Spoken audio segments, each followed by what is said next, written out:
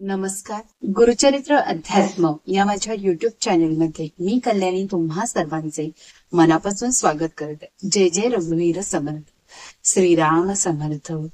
ज्या ज्या ठिकाणी मन जाय माझे त्या त्या ठिकाणी निज रूप तुझे मी ठेवितो मस्तक ज्या ठिकाणी तेथे तुझे सद्गुरु पाय दोन्ही. जय जय रघुवीर समर्थ. श्रीराम समर्थ. तर बघा, आपण मागील व्हिडिओमध्ये आपण दशक दुसरा जो होता प्रत्यय निरूपण हा समास किंवा या समासाचं आपण चिंतन केलं. आता आपण बघितलं की प्रत्यय निरूपण मध्ये नेमकं आपण काय शोधलो.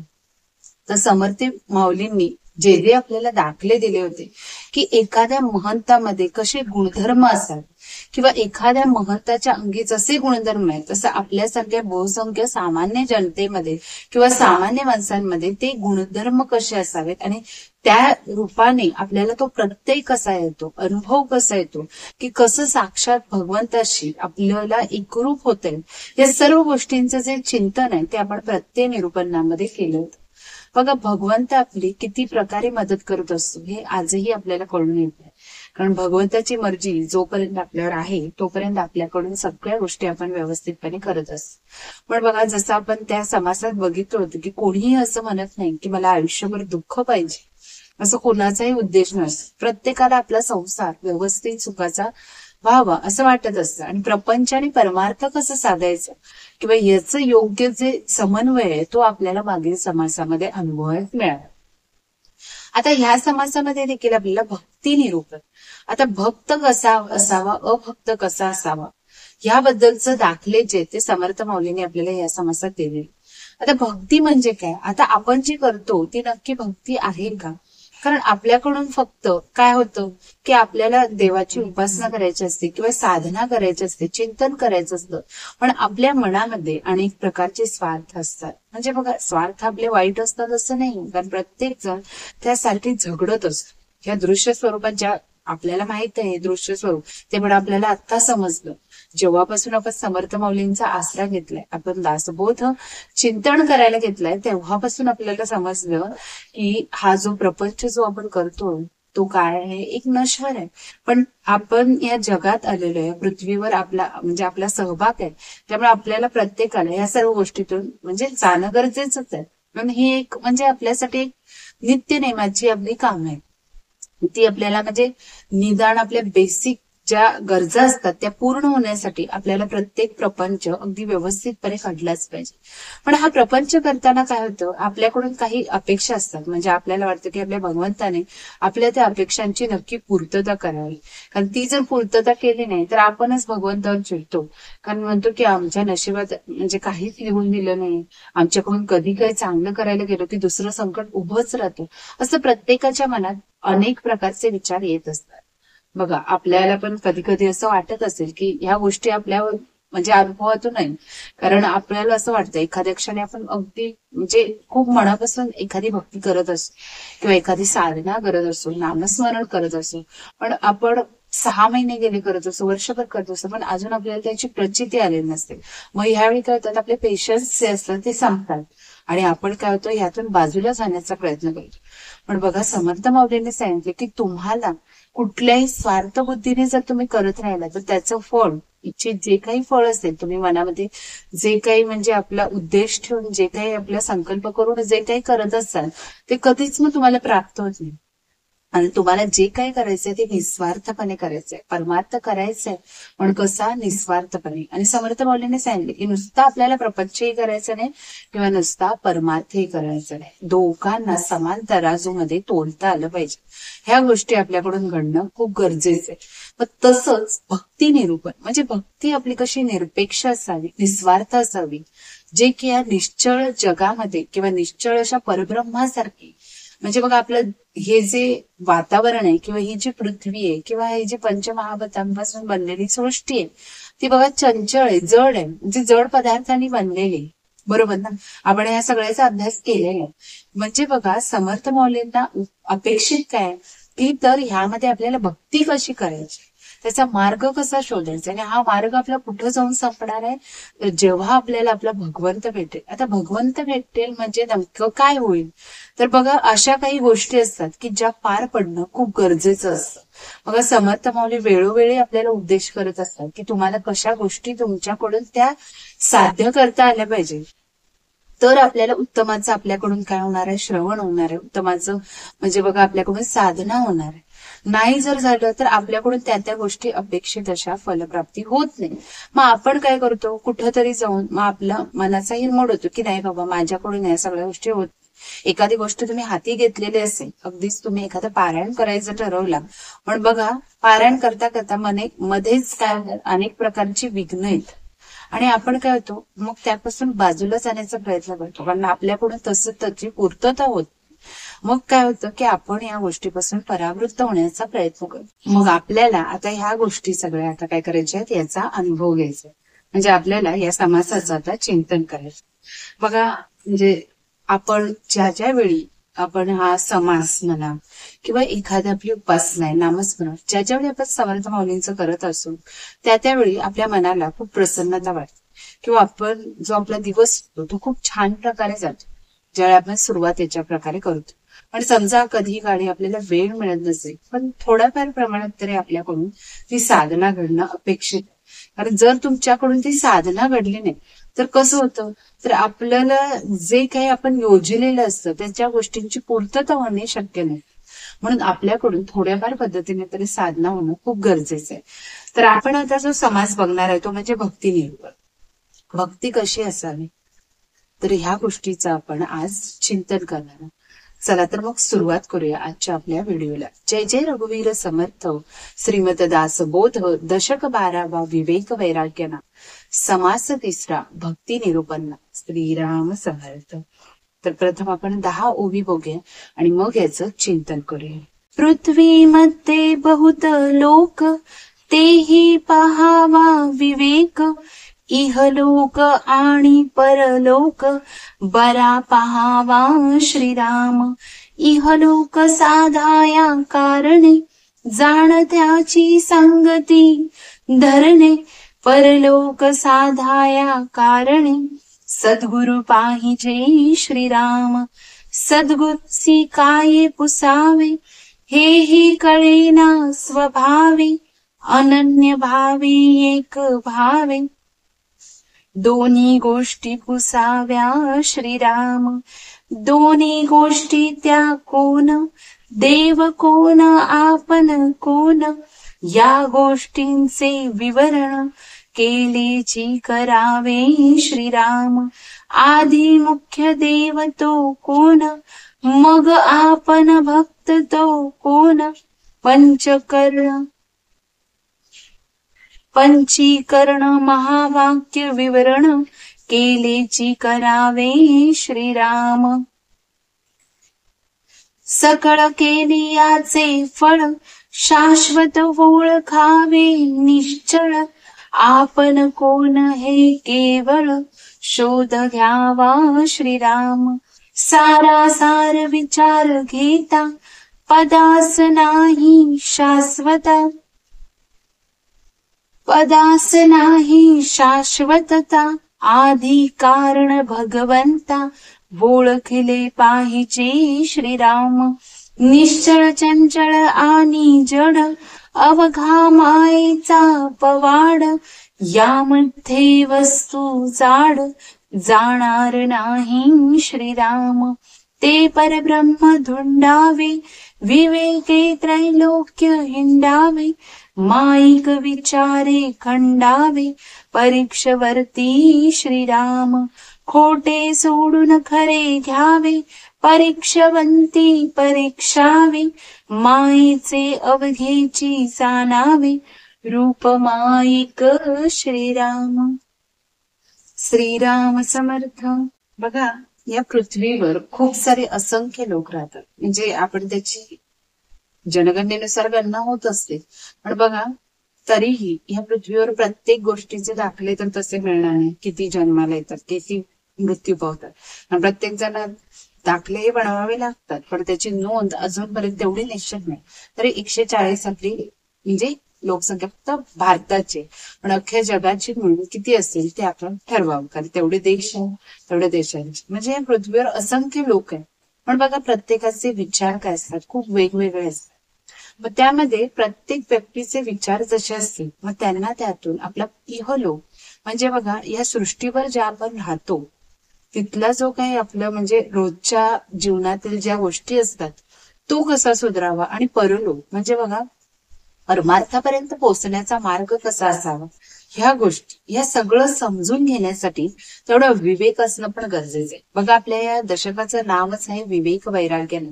महंताला विवेक आणि वैराग्यासारखे जेव्हा दागिने तो परिधान करतो त्यावेळीच त्याला काय होतं, परब्रह्माची प्राप्ती होती. म्हणजे तोपर्यंतच तो परमार्थापर्यंत त्या पोहोचू शकतो. पण कसं आहे, जर समर्थ माऊली आपल्याला सांगतात की आपल्यासारखे जे सामान्य लोक आहेत त्यांना जर इहलोक आणि परलोक यामध्ये जर म्हणजे कंपॅरिझन करायचं असेल किंवा याची प्राप्ती करून घ्यायची असेल तर काय करावं लागतं, तर त्यांना सतसत विवेक बुद्धीने प्रत्येक गोष्टीचा विचार करून त्या गोष्टी केल्या पाहिजे. बघा इहलोकी सुख मिळालं म्हणजे आपल्याला या सृष्टीवर राहून अगदी सगळ्या प्रकारची सुख उपभोगता यावी. समर्थ माऊलींचा ह्या कशाबद्दलच हे नाही, प्रत्येक लोकांना सुख भोगता आलं पाहिजे, त्यांचं त्यांना ऐश्वर सुख संपत्ती सगळं मिळायला पाहिजे. पण बघा त्यासाठी देखील अगदी आपली जी संगत असते ती देखील चांगली असणं खूप गरजेचं आहे. जर तुमची संगत बरोबर नसेल तर तुमच्याकडून ह्या गोष्टी कधीच साध्य होणार नाही. जर तुमची संगत जाणत्या कुशल लोकांची असेल तर तुमच्याकडून इहलोकांची प्राप्ती अगदी सहज सुलभ मार्गाने होऊ शकते. म्हणजे तुमची जी जेवढी प्रगती आहे ती अगदी व्यवस्थितपणे होणार. आणि बरोबरचे लोक जर तुमचे ज्ञानी असतील, म्हणजे ज्ञानी म्हणजे फक्त अभ्यासाने नाही तर प्रॅक्टिकल नॉलेजने देखील ज्ञानी असतील, मग त्यांच्या सहवासाने काय होणार आहे, तुमचं जो इहलोक आहे तो अगदी सुखा समाधानाने त्याची प्राप्ती होणार. पण परलोकाची जर प्राप्ती करून घ्यायची असेल तर आपल्याला मात्र आपल्या सद्गुरूची आवश्यकता लागते. कारण आपल्याला जर परलोकाची प्राप्ती म्हणजे आपल्याला आपलं जे परमार्थ आहे म्हणजे आपल्याकडून जी साधना असेल, जे नामस्मरण असेल ते अगदी व्यवस्थितपणे व्हावं, किंवा आपल्याला जे काही आपल्या सद्गुरूंना प्रश्न विचारायचे असतील ते त्यांच्यापर्यंत पोहोचावे, आपली जी आर्त हाक आहे ती त्यांच्यापर्यंत पोहोचावी, यासाठी आपल्याला सद्गुरू आवश्यक आहे. कारण त्याशिवाय बघा आपल्या अडीअडचणी आपण कुणाला सांगणार, कारण एकच असा जो भगवंत आहे ज्याला आपण सांगतो आणि तो म्हणजे अगदी निस्वार्थपणे अगदी काहीही न बोलता तो ऐकून घेतो. बघा आपण इतरांना आपल्या मिस्टर सांगू, आपल्या घरातल्यांना सांगू, कधी कधी तर ते ऐकूनही घेणार, किंवा आपण जे काही बोलतो त्याच्यावर विश्वास देखील ठेवणार नाही. पण आपले जे सद्गुरूच हे एक असे असतात की ज्यांना आपण काहीही आपण सांगितलं, अगदी आपल्या मनातील ज्या गोष्टी आपण शेअर करू शकतो अगदी व्यवस्थितपणे सगळं शेअर केलं तर तेच असे आहेत की ते आपलं सगळं ऐकून घेतात. बघा इतरांच्याकडून आपण ही अपेक्षा करू शकत नाही, कारण त्याला प्रत्युत्तरही मिळेल, आपलं कसं चुकीचं आहे, आपले दोष काय आहे हे देखील दाखवून देतील. असं पण आहे ना, म्हणजे आपला स्वभाव कसा चुकीचा आहे हे देखील आपल्याला लोक सांगू शकतात. त्यामुळे सद्गुरूच आपले असे आहेत, म्हणजे आपल्याला परलोकाची जर प्राप्ती करून घ्यायची असेल तर आपल्या सद्गुरूंची नक्कीच आपल्याला आवश्यकता भासणार आहे. पण काही सामान्य लोक असे असतात की त्यांचा जो अज्ञानी स्वभाव असतो, त्यामुळे ज्यावेळी तुम्हाला सद्गुरूंची भेट होते, सद्गुरूंची भेट सहसा होत नाही. का, तर आपल्याकडून तेवढा परमार्थ साधला जातच नाही. समर्थ माऊलीने सांगितले की 13 कोटी जपाचं ज्यावेळी राम नामाचं स्मरण होईल तेव्हा तुम्हाला साक्षात परमेश्वर तुमच्या डोळ्यासमोर उभा राहणार आहे. पण आपल्याकडून तेवढं शक्य आहे का हो? आपण प्रयत्न करत असतो, असं नाही की आपण प्रयत्न करत नाही, पण आपलं जे कॉन्सन्ट्रेशन आहे किंवा चिंतन करण्याची जी पद्धत आहे ती चुकते. कारण आपण बघा कधी कधी तर असं होतं की नामस्मरण करत असतो पण आपल्याला जो एकांत पाहिजे असतो, समर्थ माऊलीने म्हणूनच तर आपल्याला अगदी सुरुवातीपासून सांगितलं की तुम्हाला उपासना किंवा साधना कधी करायची, अशा वेळी करायची की ज्यावेळी सगळ्या गोष्टी शांत असतात. आणि जर तुम्ही साधना करायचं ठरवलं, नामस्मरण करायचं ठरवलं, म्हणजे आजूबाजूला टीव्ही चालू असतात, लहान मुलं भांडत असतात, अशा गोष्टी असतात की तुमच्या कानावर त्याच गोष्टी पडणार आणि मग तुमचं जे ध्यान आहे ते विचलित होणार. म्हणजे जे आपण मेडिटेशन म्हणतात त्याच्या भाषेत मेडिटेशन म्हणतात, तर ही गोष्ट तुमच्याकडून सहजरित्या शक्य होणार नाही. आणि ही वेळ फक्त पहाटेची असते, ब्रह्ममुहूर्तावर तुम्हाला या गोष्टी करायच्या, कारण त्यावेळेस या गोष्टी अगदी व्यवस्थितपणे आपल्याकडून घडून येऊ शकतात. समर्थ माऊलीने असंही सांगितलं की तुम्हाला बाकीचं काही न करता सुरुवात आपल्या नामस्मरणाने करायची. बाकी तुम्हाला कुठल्या ग्रंथाला लगेच उठून हात लावायची गरज नाही, काही नाही. नामस्मरण असं आहे की आपण लगेच उठल्या उठल्या देखील करू शकतो. अगदी आपल्याला शुद्ध स्नान वगैरे आटोपायची देखील पहिला गरज नाही. म्हणजे असं इतकं देखील समर्थ माऊलीने या सगळ्या गोष्टी मागील दशकामध्ये लिहून ठेवल्या होत्या. तर बघा, अज्ञानी लोक जे असतात ते त्यांच्या अज्ञानी स्वभावामुळे काय होतं, सद्गुरूंना काय प्रश्न विचारायचे हेही त्यांना समजत आणि त्यामुळे ते गोंधळून जातात. कारण त्यांना समजतच नाही की आपण नेमकं सद्गुरू माऊलींना काय प्रश्न विचारायचा आहे, आपल्याकडं म्हणजे जे काही मनात शंका असतील त्याचं निरसन कसं करून घ्यायचंय हेही एखाद्या सामान्य मनुष्याला समजत नाही. आपल्याला समर्थ माऊली सांगतात की सद्गुरूंना आपल्या अनन्य भावे 2 गोष्टी विचारायच्या. आता या 2 गोष्टी कुठल्या आहेत ते देखील आपल्याला सांगितलेले. तर एक म्हणजे देव कोण आहे, नक्की हा परमेश्वर, हा परमात्मा नेमका कोण आहे, याची आपल्याला प्राप्ती वगैरे कशी करून घ्यायची, देव कोण आहे ही संकल्पना आधी आपल्याला समजली पाहिजे. आणि दुसरी गोष्ट म्हणजे आपण कोण आहे, म्हणजे आपण कुठून आलो, कसे आलो, मी पण म्हणजे मी कोण आहे, ह्या सर्व गोष्टी जाणणं खूप गरजेचं आहे. कारण ह्या सृष्टीवर, ह्या नश्वर अशा सृष्टीवर आपला काय म्हणजे आपलं काय कॅरेक्टर आहे किंवा आपलं काय पात्र आहे, मला साध्य काय करायचंय, ह्या गोष्टी देखील समजून घेणं तितकंच महत्वाचं आहे. आधी मग मुख्य देव कोणता हे जाणून घ्यावं आणि मग आपण जे भक्त आहोत ते कोण आहोत हे देखील जाणून घेणं तितकं महत्वाचं आहे. त्यासाठी पंचीकरण म्हणजे बघा, आपल्याला हे चंचल आणि जड जे आपले हे सृष्टी आहे त्याचा त्याग करता आला पाहिजे. त्यामुळे हे पंचीकरण शक्य असतं. आणि महावाक्याचे विवरण ह्या गोष्टी म्हणजे काय, आपल्याकडून ते श्रवण झालं पाहिजे, निधिध्यासन झालं पाहिजे. पुन्हा पुन्हा ह्या सगळ्या गोष्टी आपल्याकडून साधना म्हणा, नामस्मरण म्हणा, या सगळ्या गोष्टी घडतच राहिल्या पाहिजे, तर आपल्याकडून हे शक्य होणार आहे. आणि हे ज्यावेळी आपण सगळ्या गोष्टी करणार त्यावेळी आपल्या निश्चळ अशा परब्रह्माची काय होणार आहे, आपल्याकडून ती ओळख पटणार आहे. म्हणजे आपल्याला ते जाणून घेणार आहोत आणि त्याचं खरं स्वरूप काय याचा देखील आपण शोध घेऊ शकतो. नक्की हे देव म्हणजे काय आहे, मी म्हणजे कोण आहे, ही संकल्पना आपल्याकडून तिथं स्पष्ट होणार आहे. मग सारासार विचार केला असता बघा, महावाक्यातील जे काही शब्द असतात ते काय असतात, शाश्वत नसतात. कारण शेवटी ते शब्द आहे, बरोबर ना. शब्द जे आहेत ते कधी कधी काय होतात, शाश्वत नसतात. मग अंतरीचा जो अंतरात्मा कोण आहे हे ओळखणं देखील, कारण आपल्याला बघा स्वतःचं आत्मनिवेदन, आत्मपरीक्षण करता आलं पाहिजे. त्यावेळी काय होणार आहे, आपल्याकडून त्या गोष्टी सहजरित्या घडल्या जाणार आहे. म्हणजे आपल्याला अंतरात्म्याचं जे विवरण आहे ते व्यवस्थित करता आलं पाहिजे.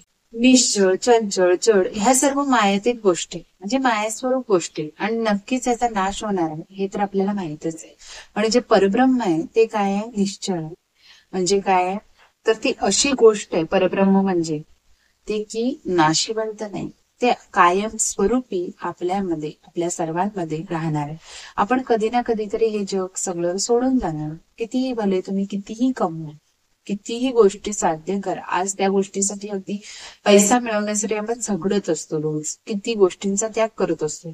पण शेवटी काय होतं की आपल्याला या सर्व गोष्टी इथेच सोडून जायचं. अचानक मृत्यूचं ज्यावेळी बोलवून येतं त्यावेळी फक्त आपल्या बरोबर जातं ते आपल्या भगवंताचं नाव. त्यामुळे आपल्याला साध्य देखील हेच करायचं की आपल्याला या पृथ्वीवर येऊन नेमकं साध्य काय करायचंय हे समजता आलं पाहिजे. परीक्षावंत माणसाने बघा पूर्ण ह्या त्रैलोक्यामध्ये ज्या गोष्टी आहेत त्या सगळ्यांचा शोध घ्यायचा. समर्थ माऊलींनी यासाठी ओवी काय दिले बघा, ते परब्रह्म धुंडावे, विवेके त्रैलोक्य हिंडावे, माईक विचार खंडावे परीक्षावंती. म्हणजे परीक्षावंती माणसाने विवेकाने सर्व त्रैलोक्याचा शोध घ्यावा आणि सारासार विचार वापरून जे नाशिवंत आहे त्याचा त्याग करावा आणि जे आपल्यासाठी उपयुक्त आहे म्हणजे ज्याचं सार आपण ग्रहण करू शकतो ते काय करायचंय, त्या परब्रह्माचा आपल्याला शोध घ्यायचाय. मग परीक्षा अंताने काय करायचंय, खऱ्या खोट्याचं जे स्वरूप आहे ते जाणून घ्यायचंय. जे खोटं आहे, जे माईक आहे म्हणजे ज्याची शाश्वती नाही त्या सर्व गोष्टींचा त्याग करायचा आहे आणि सारासार विवेक बुद्धी वापरून जे आपल्याला ग्रहण करता येईल, ज्याचं सार म्हणा म्हणजे त्या परमार्थापर्यंत पोहोचण्याचा जो मार्ग आहे जो ग्रहण करता येईल ते आपल्या अंगी बाळगून घ्यायचे. आणि मायेचे जे सर्व स्वरूप आहे, माईक आहे, मायेचे जे रूप आहे ते माईक आहे, हे देखील आपल्याला त्या परीक्षावंतानं जाणून घेणं तितकंच गरजेचं आहे. परीक्षावंतानं म्हणजे काय, तर बघा, आपल्यासारखे जे सामान्य लोक असतात त्यांना बऱ्याच गोष्टीपासून ते वंचित असतात, की ज्यांना प्रत्येक गोष्ट अगदी व्यवस्थितरित्या माहित नसते. समर्थ माऊलींनी ह्या समाजातून आपल्याला ह्या सर्व गोष्टी सांगतात, की कसं सगळ्या गोष्टी आपल्याला मॅनेज करता आल्या पाहिजे. खरं काय, खोटं काय, माईक काय, या त्रैलोक्यामध्ये नेमकं शाश्वत काय, ते निश्चळचं परब्रह्म आहे, ते शाश्वत आहे, बाकी सगळं नाशिवंत आहे. ह्या सगळ्या गोष्टी आपल्याकडून घडणं तितकंच महत्वाचं. तर आपण पुढील ओळी बघूया. पंचभूतिक हे माया, माईक जाई विलया, पिंड ब्रह्मांड अष्टकाया, नासिवंत श्रीराम. दिसेल तितुके नासेल, उपजेल तितुके मरेल, रचेल तितुके खचेल, रूप मायेचे श्रीराम. वाढेल तितुके मोडेल, येईल तितुके जाईल, भूतास भूत खाईल, कल्पांत काळी श्रीराम. देहधारक तितुके नासती, हे तो रोकडी प्रचिती, मनुष्य विन उत्पत्ती, रेत कैचे श्रीराम. अन्न नसता रेत कैसे, वोषधी नसता अन्न कैसे, वोषधीस जीने कैसे, पृथ्वी नसता श्रीराम. आप नसता पृथ्वी नाही, तेज नसता आप नाही, वायू नसता तेज नाही, ऐसे जाणावे श्रीराम. अंतरात्मा नसतो वायू कैचा, विकार नसता अंतरात्मा कैचा, निर्विकारी विकार कैचा, बरे पहा श्रीराम. पृथ्वी नाही आप नाही, तेज नाही वायू नाही, अंतरात्मा विकार नाही, निर्विकारी श्रीराम. निर्विकार जे निर्गुण, तेची शाश्वताची गुण, अष्टधा प्रकृती संपूर्ण, नासिवंत श्रीराम. नासिवंत समजून पाहिले, तो ते असताची नसते झाले, सारा सारे कळो आले, समाधान श्रीराम. श्रीराम समर्थ. बघा, समर्थ माऊलींनी सांगितले की जे जे सर्व पंचभौतिक आहे, पंचभौतिक म्हणजे काय, जे पंचमहाभूतापासून बनलेले, ज्या आपण बघितले की आग तेज वायू प्रकाश या सर्व गोष्टी आहेत, त्यापासून ज्या गोष्टी बनलेल्या आहेत ते सर्व काय आहे, नाशिवंत. म्हणजे कधी ना कधीतरी काय होणार आहे, या गोष्टींचा ऱ्हास होणार आहे किंवा त्या नाश पावणार. कारण मुळात सृष्टी जी आहे ती पंचमहाभूतांपासून बनलेली, त्रिगुणांपासून बनलेली आहे. सत्व रज आणि तम हे देखील गुण तिथं महत्वाचे. या सर्व गोष्टीपासून आपली ही सृष्टी काय झालेली आहे, पण कधी ना कधीतरी ती नाश पावणार आहे, हेही तितकंच खरं आहे. म्हणजे ती माईक आहे, अंती याचा नाश होणार हे नक्की. म्हणून बघा, पिंडांचे 4 आणि ब्रह्मांडाचे 4 मिळून 8 देह तयार होतात, म्हणजे अष्टधा प्रकृती तयार होते. पण ही सर्व काय, माईक स्वरूपाची, ह्याचा नाश तर होणारच. कारण कुठलीही गोष्ट अमरत्व घेऊन आलेली नाही. फक्त आपले जे परब्रह्म आहेत, परमात्मा आहेत, जगत गुरु आहेत, सद्गुरु आहेत, तेच फक्त काय आहे, अंतीपर्यंत म्हणजे शेवटपर्यंत टिकून राहणार. ज्यांचा ऱ्हास किंवा नाश कधीच होणार, जे कायम स्वरूपी, जेव्हा जेव्हा पृथ्वी नवीन प्रकारे जन्माला येईल त्या वेळी ते कायम असणारच आहे. आणि तिथून प्रत्येक गोष्टीची मग उत्पत्ती होणार आहे. या सर्व गोष्टी अशा आहेत. बघा, काय माईक आहे, कशाचा नाश होणार आहे, हे देखील जाणून घेणं तितकंच महत्वाचं आहे. आणि ह्या गोष्टी जर तुम्ही जाणून घेतल्या नाही तर आपल्याला कळणं देखील अवघड होऊन जाईल. कारण ह्या सगळ्या गोष्टी महत्वाच्या आहेत, की अष्टधा प्रकृती म्हणजे काय, पंचमहाभौतिक गोष्टी म्हणजे काय, हे सगळं जाणून घेणं गरजेचं आहे.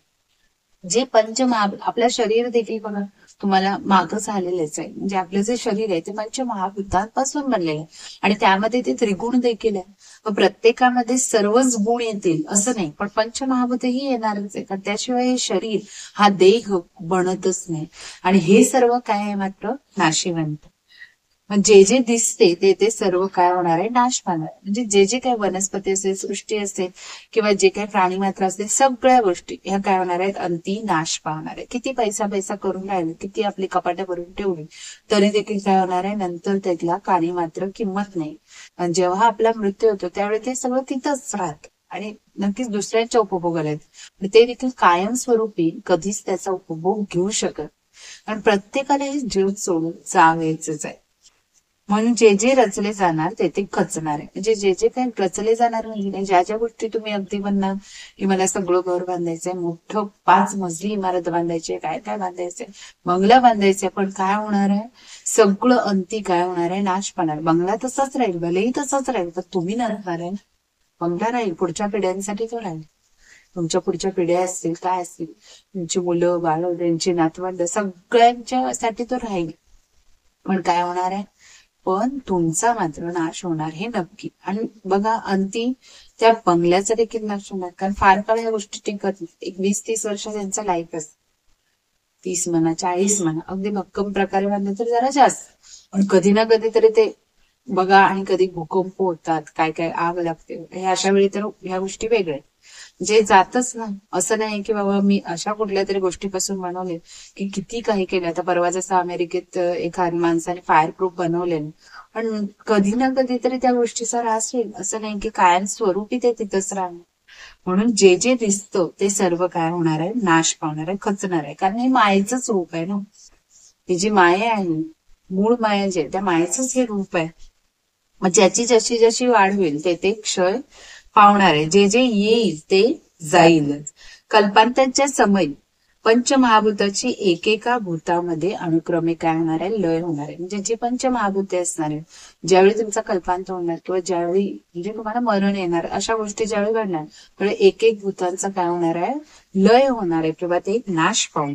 बघा, जितके देह उत्पन्न होतात तितके नष्ट होतात. असं कोण आहे का ज्यांचा अजून खापरपण जोग आहे?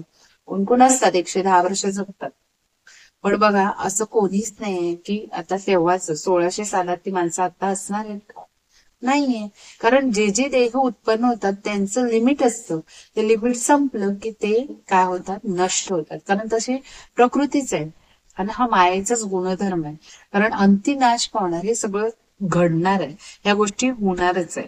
त्यामुळे बघा, जितके देह उत्पन्न होतात ते सर्व नष्ट होतात. ही तर प्रत्यक्ष अनुभवाची गोष्ट आहे, म्हणजे आपण याचा अनुभव घेतोच. तर ह्या सर्व गोष्टी आपल्याला इथं सांगितल्या आहेत.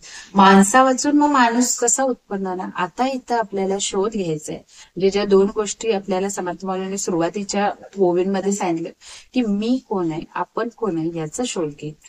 आता आपण कोण आहे? बघा, आपण कुठल्या तरी मनुष्यापासूनच निर्माण झालो ना, हे तर आपल्याला माहिती आहे. मग आपलं काय? मनुष्यापासून निर्माण झालं, मग तिथं आपली गोष्ट संपली का? पण मनुष्याच्या मध्ये त्या वीर्यापासून आपला हा देह निर्माण झाला. पण वीर्य इथपर्यंतच ही गोष्ट संपली का? वीर्य देखील तयार होण्यासाठी काही काही गोष्टींची गरज असेल ना. तर वीर्य तयार होण्यासाठी अन्न हे लागणार. कारण जसं तुम्ही अन्न ग्रहण कराल त्या त्या त्या पद्धतीने तुम्हाला ती ऊर्जा मिळून तुमच्याकडे ते वीर्य तयार होणार, बरोबर? मग अन्न मिळालं म्हणजे संपली का? इथपर्यंतच आपली उत्पत्ती आहे का? एवढ्यापासूनच हा माणसाचा देह उत्पन्न होतो का? अशी गोष्ट आहे का? तर अन्न झालं, तर अन्न मिळण्यासाठी कुठून मिळतं? ते वनस्पती असतील, काही गोष्टी असतील, या सर्व गोष्टींपासून आपल्याला मिळतं. पण वनस्पतीपर्यंत ही गोष्ट सीमित आहे का? तर वनस्पतीची वाढ होण्यासाठी त्यांना कशाची गरज असते? पाण्याची, बरोबर? आगची गरज असते, पाण्याची गरज असते. पण त्या पृथ्वीवर पाणी तर आहेच, बरोबर? पण पाणी मिळालं म्हणून या सगळ्या पुढच्या गोष्टी म्हणजे स्टेप बाय स्टेप होत गेल्या का? पाणी म्हणजे पाणी सोडलं तर बाकी काही नसलं तरी चालेल, पाणी नुसतं मिळालं या सगळ्या गोष्टी घडल्या का? तर पाणी देखील तयार होण्यासाठी तो वायू गरजेचा आहे, बरोबर? आता इथं सांगितलंय कसं बघा, ते तुम्हाला समजावून सांगते की अन्न नसता रेत कैसे, वोषधी नसता अन्न कैसे, वोषधीस जीने कैसे, पृथ्वी नसता आप नसता पृथ्वी नाही, तेज नसता आप नाही. बघा, तेज नसता म्हणजे जर प्रकाश नसेल तर मग ते पाणी तरी कुठे येईल? कारण ती पाण्याची वाफ होऊन वगैरे अशा गोष्टी, पाऊस पडून, ह्या सर्व गोष्टी ह्या आपल्या म्हणजे जीवसृष्टीप्रमाणे घडत जातात. पण तेज देखील कसं होणार आहे? त्या वायूपासून निर्माण होणार आहे. वायू जर नसेल तर तेज देखील निर्माण होणार नाही. म्हणजे एकमेकांच्या गोष्टी कशा डिपेंडेंट आहेत ते दाखवलेलं. प्रत्येक गोष्टीला प्रत्येक गोष्टींची गरज असतेच. आणि त्याशिवाय इथून पासून ही सुरुवात होते. म्हणजे आपण जर सूक्ष्म रूपाने विचार करत गेलो की आपला देह नक्की आई वडिलांच्या त्या एका गोष्टीमुळे म्हणजे त्या वीर्यामुळे उत्पन्न झाला का, तर ते पूर्ण होण्यासाठी कुठल्या स्टेप पर्यंत आपण मागेपर्यंत जाऊ शकतो, ही गोष्ट समर्थ मौलींनी तर सांगितलेली. मग वायू नसता तेज नाही, वायूच जर नसेल, तो जर वायू नसेल तर तेज कुठून येणार आहे? मग ऐसे हे जाणावे. पण बघा, आप नसेल तर पृथ्वी नसेल, तेज नसेल तर आपही नसेल, आणि वायू नसेल तर तेजही नसेल, असे हे सर्व जाणून घ्यावे. आणि जर अंतरात्माच नसेल तर मग वायू कसा निर्माण? म्हणजे जर अंतरात्मा आपल्याला बघा, मूळ मायेच्या याच्यातून तो वायूची उत्पत्ती झाली, आणि त्यानंतर मग तो जर अंतरात्मा नसेल तर ते वायू तर कसा आहे? विकार, मग विकार नसेल तर अंतरात्मा, प्रत्येक मध्ये विकार असतात आणि त्यातून तो अंतरात्मा जन्मास येतो. पण अंतरात्मा नसेल तर मग वायू नसतात, पण विकार नसेल तर अंतरात्माच नसेल. आणि निर्विकाराच्या ठिकाणी विकार कसा असू शकेल? म्हणजे आपण एकदम मूळ ठिकाणी आता पोहोचत आलेलो आहे. मग या सर्व गोष्टींचा आपल्याला काय करायचं? नीट विचार करून घ्यायचंय. मग निर्विकार अशा परब्रह्माच्या ठिकाणी पृथ्वीच नाहीये. बघा काय सांगितले? आप नाही, कारण तो निर्विकार आहे ना, निश्चळ आहे ना, तो स्थिर आहे. या चंचल आणि जड वस्तूंमध्ये अडकलेले नाही. मग त्या निर्विकाराच्या परब्रह्माच्या ठिकाणी पृथ्वी नाही, आप नाही, तेज नाही, वायू नाही, विकारी अंतरात्माही नाही. त्या निर्विकाराच्या ठिकाणी या कुठल्याच गोष्टीला स्थान नाही. या सगळ्या गोष्टी काय त्याच्या पुढं म्हणजे अगदी कमी स्वरूपात आहेत, नाहीच आहे म्हणलं तरी चालेल, असं समर्थ माऊलीने आपल्याला इथं सांगितले. मग निर्विकार निर्गुण हे असे परब्रह्म हेच केवळ काय आहे? शाश्वत आहे. मग आता तुम्ही मीपणाचा शोध घेत या मुळापर्यंत आला, त्यावेळी तुम्हाला कळालं की निर्विकार परब्रह्माच्या ठिकाणी तर ह्या कुठल्याच गोष्टीला जागा नाही.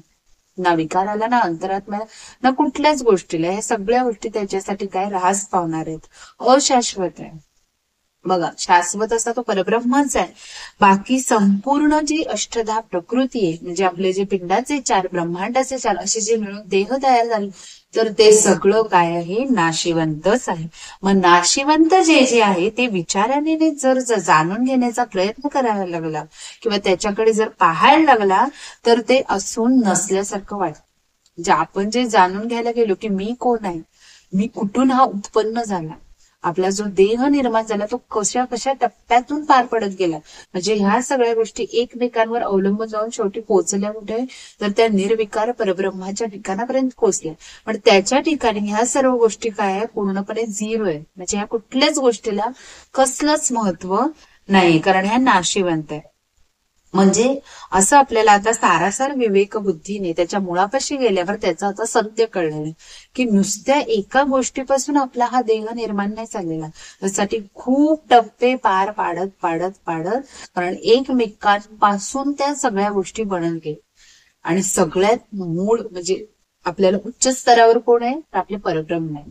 मग इथून आपल्याला हेही कळालं की परब्रह्म देव कोण आहे, ही गोष्ट देखील आपल्याला इथं समर्थ माऊलींनी सांगितलेली आहे. आता पुढील ओळी बघूया.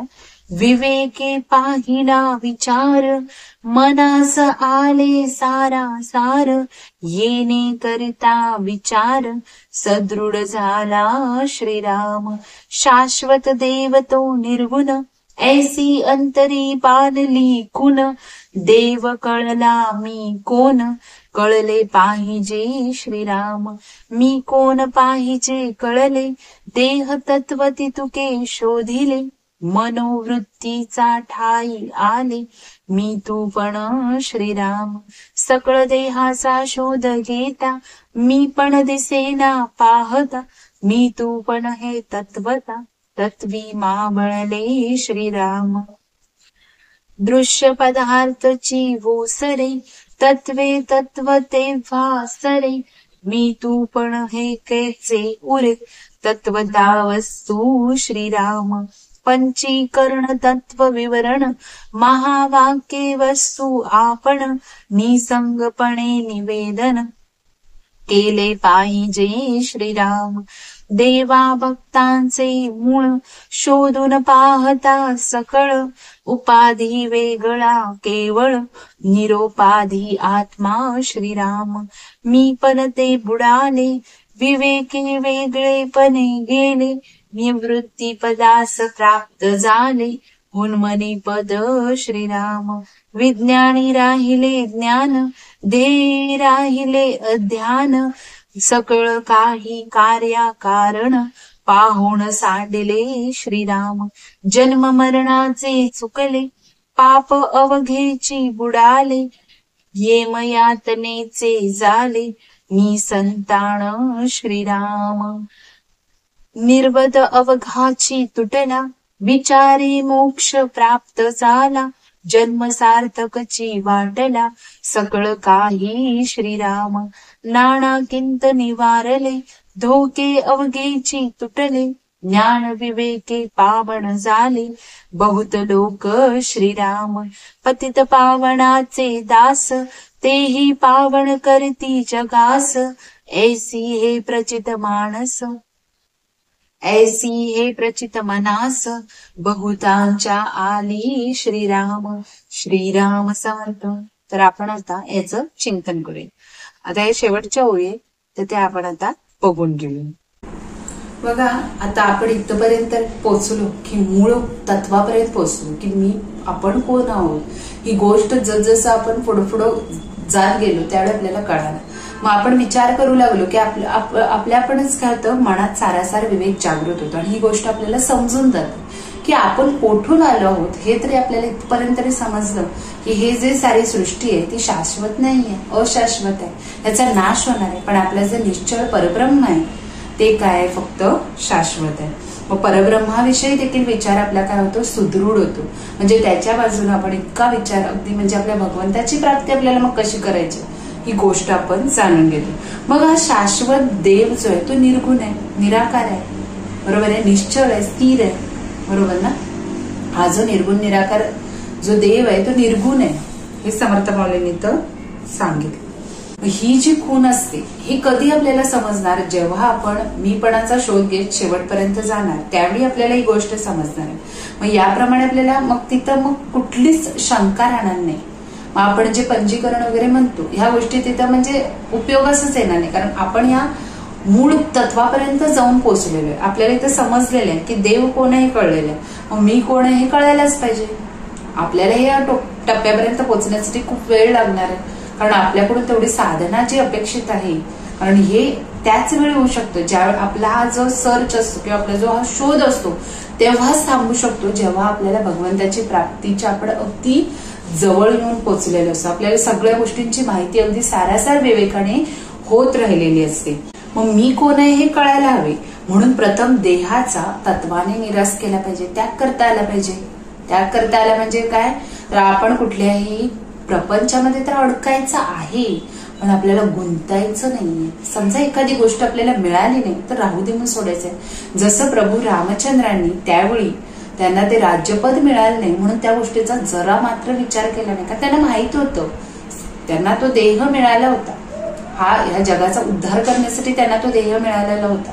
पण त्यांना सगळ्या गोष्टी माहित होतं की हा देह कधी ना कधीतरी नष्ट होणार आहे, सगळं म्हणजे काय होणार आहे, जाणार आहे, हे सगळं माहित होतं. म्हणून पहिला देहाचा निराश करता आला पाहिजे. म्हणजे आपल्याला आपण या देहाबद्दल एवढा अभिमान बाळगतो, गर्व बाळगतो, तो आपल्याला आधी सोडून दिला पाहिजे. मीपणा, अहंकार आपल्यामधून पूर्णपणे या गोष्टीचा त्याग करता आला पाहिजे.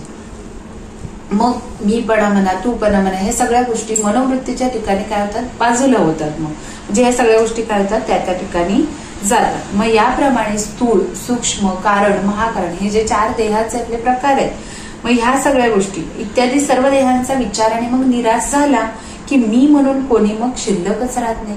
आणि ह्या गोष्टी आपल्याला जेव्हा समजल्या जातात की ह्या गोष्टी काही नाहीच आहे, ह्या गोष्टींचा नाश होणार आहे, अंती याचा काहीही उपयोग नाही. मग आपण ज्यावेळी या गोष्टी स्थूळ देह म्हणा, सूक्ष्म देह, महाकारण या सगळ्या गोष्टी काय होणार आहे, पूर्णपणे आपण त्याचा त्याग करता आला पाहिजे. म्हणजे तत्वाचा निराश केला की काय होतं, या तत्वामधून मी तूपणाही काय होतो, नष्ट होतो. मग जेव्हा एका तत्वाचा दुसऱ्या तत्वात लय होतो म्हणजे त्यामध्ये ते एकरूप होतं तेव्हा सर्व दृश्य पदार्थच माहित आहे ही गोष्ट आपल्याला समजते. आणि मग मी तूपणा मग कसा होणार, मग त्यावेळी आपल्याला निर्गुण निराकार परब्रह्म आहे ही गोष्ट आपल्याला समजते. आणि मग राहते ती काय, फक्त आत्मवस्तू. ज्यावेळी आपण आत्मपरीक्षण करणार त्यावेळी आपल्याला हे समजणार ना. म्हणून पंचीकरण, तत्व विवरण करून महावाक्याच्या सहाय्याने मीपणा विरहित आत्मनिवेदन करून अनुभवले पाहिजे. आपल्याला आत्मनिवेदन करता आलं पाहिजे.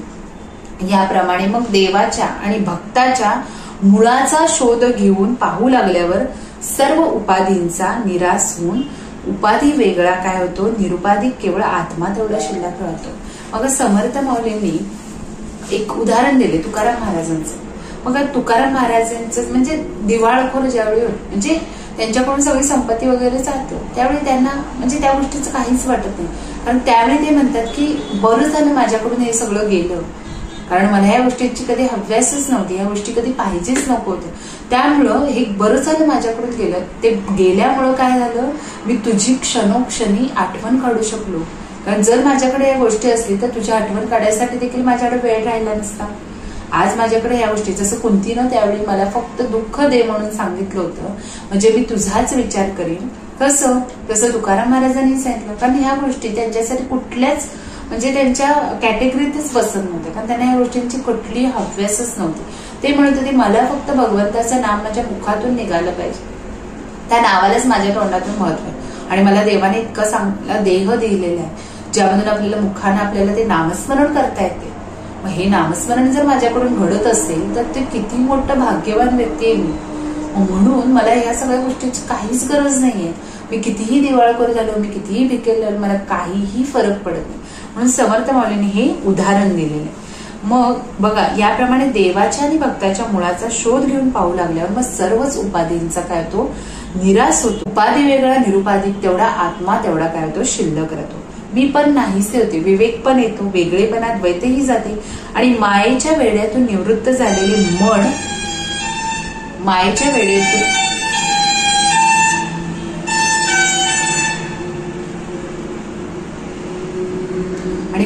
वेड्यातून निवृत्त झालेले जे मन आहे ते उन्मन पावतं, म्हणजे लय पावतं आणि मग ते भगवंताशी काय होतं, पूर्णपणे एकरूप होतं.